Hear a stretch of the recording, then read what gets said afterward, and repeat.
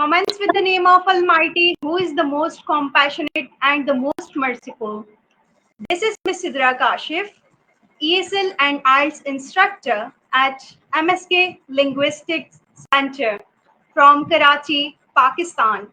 It's my honor to invite Miss Danelle Boyles.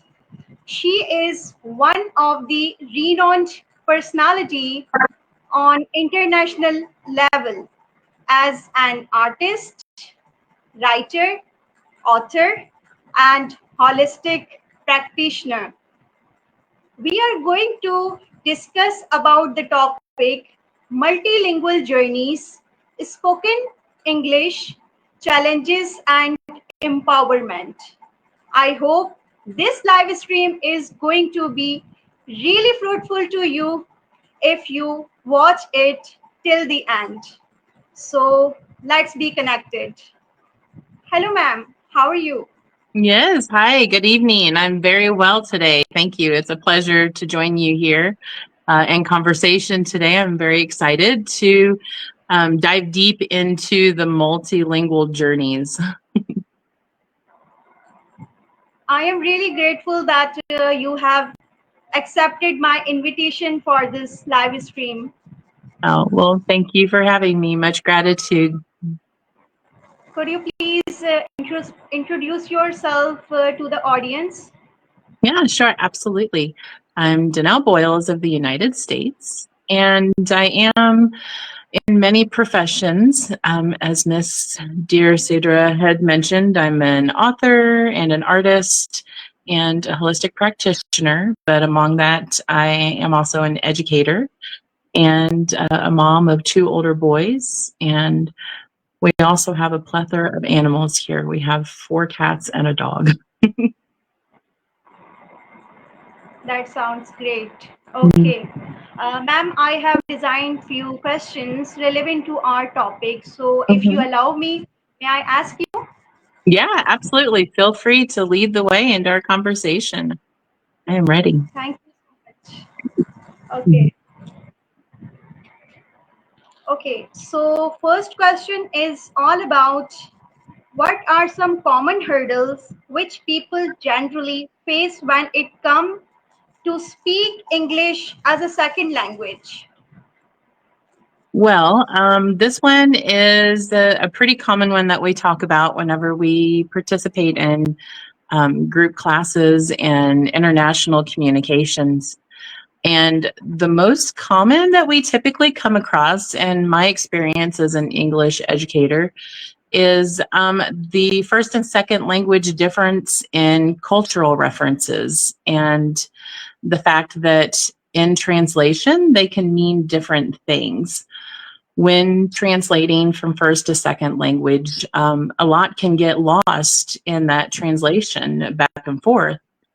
And not being able to entirely express emotion because the dialect is different between languages, so the way things are enunciated in your language would be enunciated a little different in my language, and so between those two, a lot of times emotion is lost in conversation. So being able to develop a good speech pattern that expresses between the two is a common difficulty. Other hindering issues is the fact that in other languages opposed to English, a lot of the same simple words that we use as sentence fillers are not used. A lot of times the, is, am, they aren't as common. The other languages are very direct and have a very specific speech pattern in them that we don't use in the United States or in English. And so a lot of those words, when they're not used, is misinterpreted when it's, as we stated, a complete sentence when you were speaking English. But losing that connective bridge between the two languages can leave an individual trying to translate spaces that they don't fully understand, or they may not even have the ability to completely tie together. Yeah, it is. So, Yeah. what do you think about that? Is it mandatory to learn grammar to speak English? It is the main point which is commonly asked by a number of people. I personally don't necessarily, in my experience, feel like you have to learn grammar to speak English, but it is very helpful. Because when it does come to the simplistics of it, like person, place, and thing, or nouns or verbs, adjectives, adverbs, and all of those things that are descriptives of things. But when it comes right down to it, to be able to learn to speak English, no, you don't have to learn the basics of grammar. It's if somebody is really wanting to like get in depth and really study English, then yeah, they're going to want to have to dive into that. But no, it's not necessary. A lot of my students that I've worked are very young, and so just being able to get down the patterns of English is most important. But as they get older, it could become of more importance to learn a little bit more of the grammatical part of language.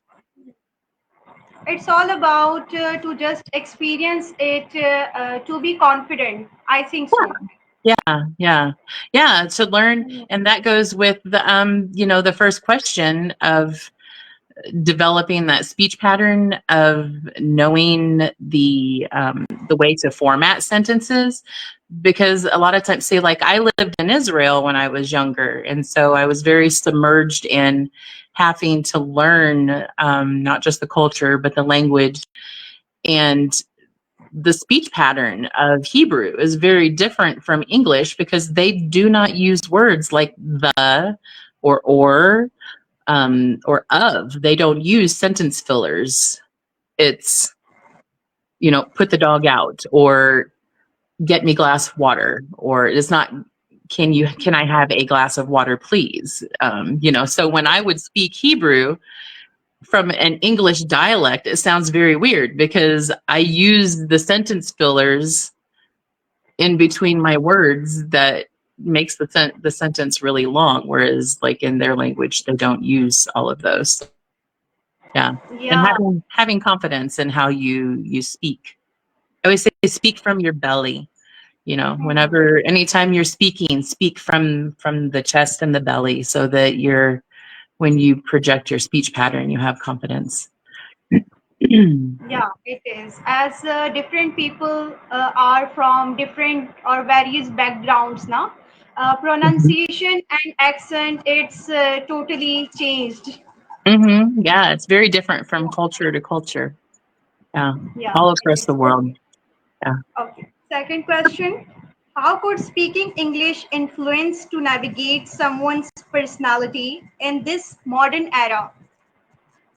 This one's very interesting to me because I do work with so many different countries globally, that I see very many different um, personality traits, very much different language traits. And for English speakers that are learning English as their secondary language, they tend to immerse themselves when they're learning the new language, which a lot of times is the easiest way to do it. And that's, going places where they speak English, watching English speaking TV shows, hanging out with people who also speak English. And so being highly immersive in the language is the best way to expose yourself in order to fully learn. But this exposes a person to a lot of new cultural differences. And so with these cultural differences comes different lingo and personality traits. And so it's kind of interesting because as individuals immerse themselves, it's like blending themselves into two different cultures. And so they kind of adapt and take on other personality traits of individuals that they are learning from. And so, like if an individual is learning English from me, they're going to pick up on my dialect. They're going to pick up on my facial expressions, and so they kind of adapt those ways into their own personal habits. And so this begins to adapt them into different practices not just of their language, but in cultural and personal behaviors. But this integrates kind of like new variances of just self-adaptation and growth. And in order to take on a new language, you kind of have to do that. And it reframes your ability to open up to the change, not just in their verbal palette, but also in their personality. So, Okay. Okay, what would you like to say about professional life, that how it plays role? how in a professional life, like as in like their work life? Yeah, in work life, what is the role of English language? What are the advantages if person Um, knows English? Nowadays, it's language is almost English is almost becoming the first language of the world, and that's because it is one of the I would probably say one of the easier languages to learn, but it's also because so many people are traveling to the United States. A lot of people want to move here for career opportunities, for college opportunities. And so speaking English nowadays in modern times is very much a an opportunity to have almost like a secondary skill. If you Hmm. have the English language under your belt and you're very fluent in it, then it's going to create more job opportunities for you, much more on a much larger scale. Hmm. Mhm. Yeah, a person is over privileged when he or she knows English. Yeah. Then she is given number of opportunities. hmm Yeah. Yeah. And then that aspect, it's different. Like if I spoke fluent Spanish, um, I feel like me speaking fluent Spanish would not present as much opportunities as someone who is of a different culture that speaks English, if that Hmm. makes sense. Like they have more opportunity speaking English than I would speaking Spanish, because Spanish is not a first Hmm. language, considered a first language globally. Hmm. Because it is an international language, no? That is demanded. Yeah, English is pretty much an international language, and from my experience in many other school system in other countries, English is taught along with their standard education requirements. And so, like as soon as they are in academics in other countries, they start learning English from a young age. Yeah. Yeah, Okay. as a requirement. Hmm. Sorry. Okay.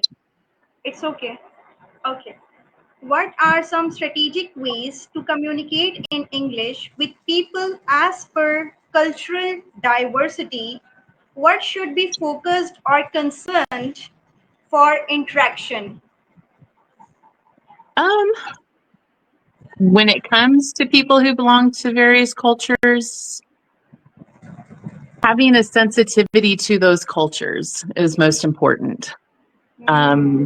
Whenever you're communicating with a lot of different people from different places around the world, the U.S. is very open and diverse, and the way that we do things here is very different than it is in other countries. And so, as somebody who communicates a lot with other people of other cultures, you have to kind of be aware of how your sensitivity is towards differences. And that's, just always having the understanding that language is a reflection of different religions, personal beliefs and religious beliefs, cultural beliefs. The way that you address individuals, if you're introducing yourself to someone or referring to someone, knowing what the cultural differences is in a language basis of how it is to make those references. The way that you speak of food or personal information, just really being familiar with cultural sensitivity is probably the best way to put it. Cultural sensitivity is Yeah. is It is is a good, concerned, yeah, cultural especially. sensitivity. So, and what's modernly acceptable? That's, having the discernment to make the right conversational adaptations to the individual that you're talking to. So it's, cultural sensitivity is a good way to put it. That's very important. Yeah, okay. Let's move to the next question. Okay. What's the role of technology relevant to English language learning? Which apps or tools are powerful and recommended for learning English? May I repeat it? Hello.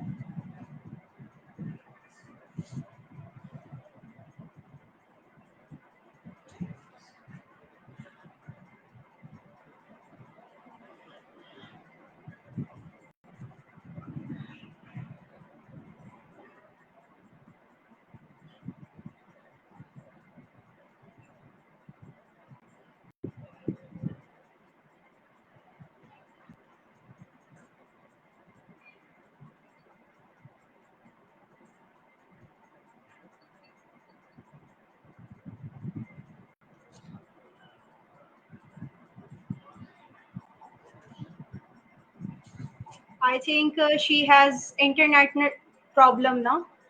She's there.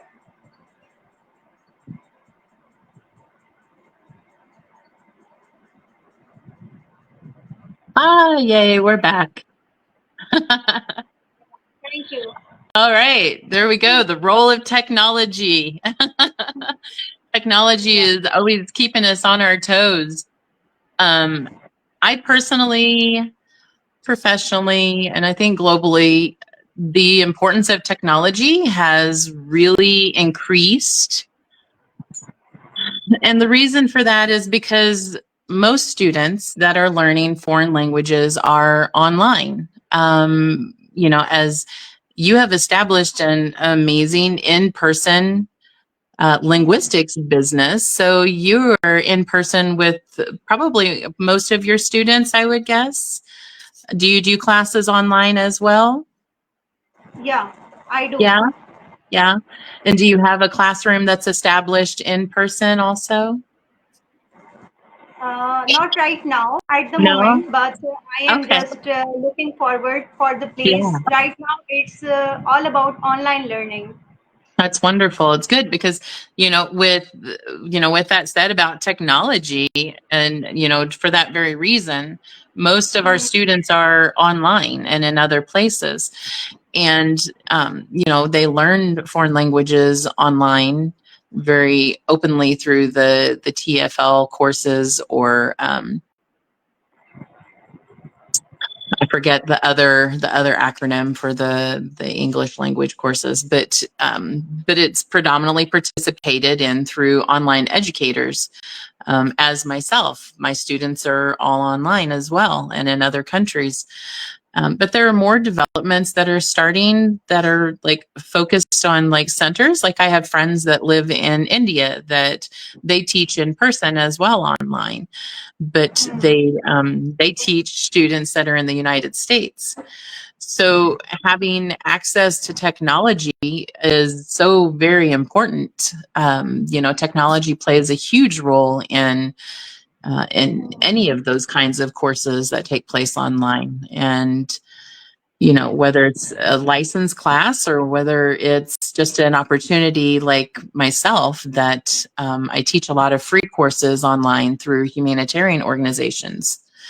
And that's to help just extend education experiences to individuals that don't have access to extended education. That's So, great. yeah, technology is very important. I wouldn't want Yeah. to lose it. Which apps would you recommend for learning or improving English, except that? As far as like utilizing, I honestly have not used a lot of apps. The only one that I truly have experience with is Duolingo. And I know there's much more. Yeah, there's much more advanced apps out there nowadays, but Duolingo is the only one that I really have experience in using. Yeah. Hmm. And according to my perspective, I think that we have to listen to TED podcast. It is very fruitful. It has various people from different background. They are motivational speakers. They talk on different topics. We can improve our listening. We can just improve our fluency, and it is really beneficial to learn English or understand for accent or pronunciation as well, no? Yeah, absolutely. I feel like I have participated in so many different podcasts, classes, different different platforms, and probably the main platform that we utilize is, such as StreamYard or Facebook, Zoom. But utilizing any of those types of social platforms to be able to gain access to different groups is very important. Yeah. Yeah. As you are TEFL certified instructor as well, no? So, Yes. Mhm. what do you recommend to your students to improve English or learn it? Whenever they're looking for advice, I always tell them, if you have English speaking friends, or make friends with native English speakers. And, whenever you make friends and you have common interest with other people who speak English, that immersion is very helpful. Navigate online resources, like we were talking about, the English through professional, amateur, and fellow students. Groups that you can find online, different support groups. In Facebook, there's tons of groups. Instagram, there's so many different places that you can find other people who are also looking for the same kind of support that, that they might be. But just really utilizing those free resources to find other people who offer friendship, immersion, free services, paid services, because, I know being able to afford a class is wonderful, but there's so many individuals that do not have the finances to be able to afford classes. So, it's nice to be able to direct them to resources where they can go get what they need without having to spend a lot of money. But, and like we were talking about, utilizing the training apps, such as Duolingo, because they do almost every language on Duolingo. As far as I know, I think there's a very wide. Okay. Is there any other thing which would you like to discuss? I don't know. How do you, from your perspective, do you have difficulty with any of the things that we talked about with implementing them, whether it's like technology or bridging the gap between cultural differences and language differences, or, like from your perspective as also a teacher and educator, what's your biggest challenges that you come across? Yeah, I think the same that people generally they belong to different cultures or background, no? Mm-hmm. They know their language. If I talk about my territory or country or hometown, no? Which I face, and on online platform as well as I teach online, no? So Mm-hmm. this is the main thing that they have number of obstacles or hurdle when it comes to speak English as a second language. But I think that we have to give them environment. We have to give them platform to speak Right. English fluently without any hesitation. And Mm-hmm. I always recommend them and just want to make them confident by saying that do mistakes. Mistakes are our friends, not enemies. If we Oh, do yeah, mistakes, we learn from absolutely. mistakes. Yeah. That's Yeah, the that's thing. one thing that, oh, I'm sorry. Yeah, especially when working with young students, like having them understand not to be too hard on themselves. They always want to learn quickly, And learning language takes time, you know, even with immersion, it takes time and can be difficult, you know, and not being hard on yourself.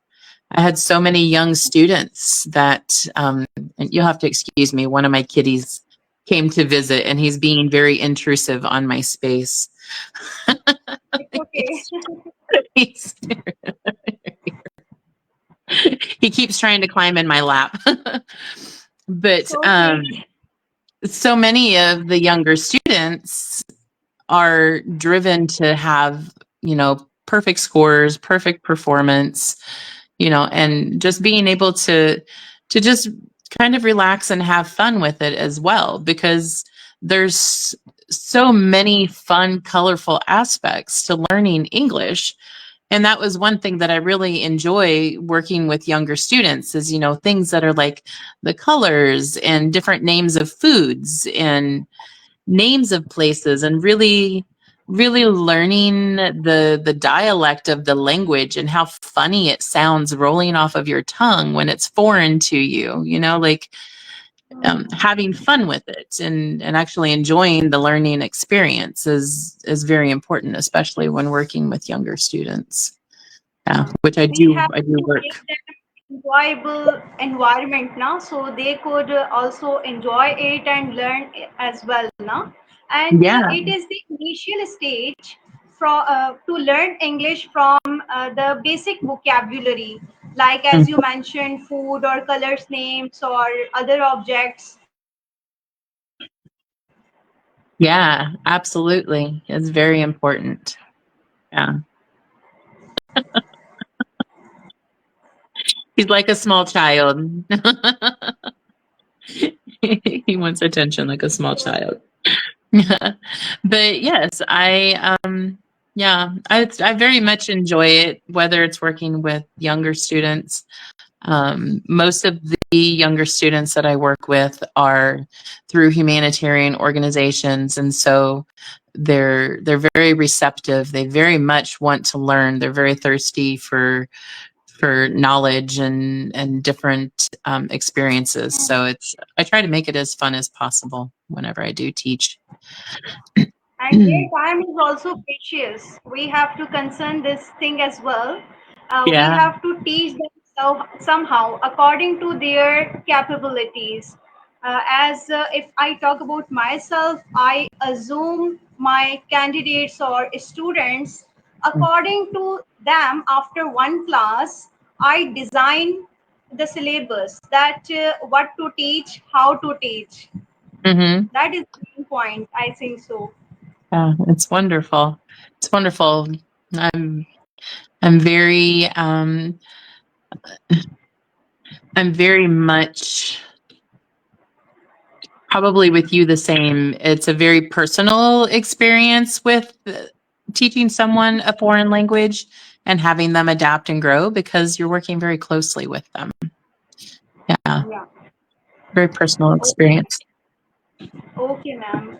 Would you like to say something about yourself, your services? If you like, you may mention here in this live Sure. stream.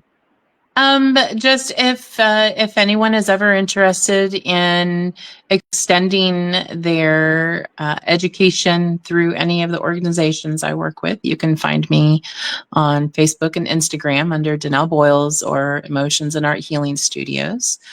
I do offer online classes, not just for holistics and for my work through my studios, but I also offer English learning courses. But if you are interested in joining collaboration with any of the organization, we also do group classes every so many weeks out of the year that combines different classrooms around the world. So like we've worked with Bangladesh, Singapore, Soviet Georgia, India. So like we've brought different classes together around the world. And so the students get to meet each other and work together on a Zoom platform. It's an amazing experience. But if you have any questions about any of those kinds of things, feel free to send me a message. I do work with predominantly Glory Future Foundation, which is in Bangladesh, and a handful of other organizations. And it would be a pleasure. Okay, audience, I hope you have enjoyed this live stream and it's been really fruitful or beneficial to all of you. Wish you all the best and be connected with MSK Linguistic Center. Okay, Absolutely. ma'am, That's awesome. it's my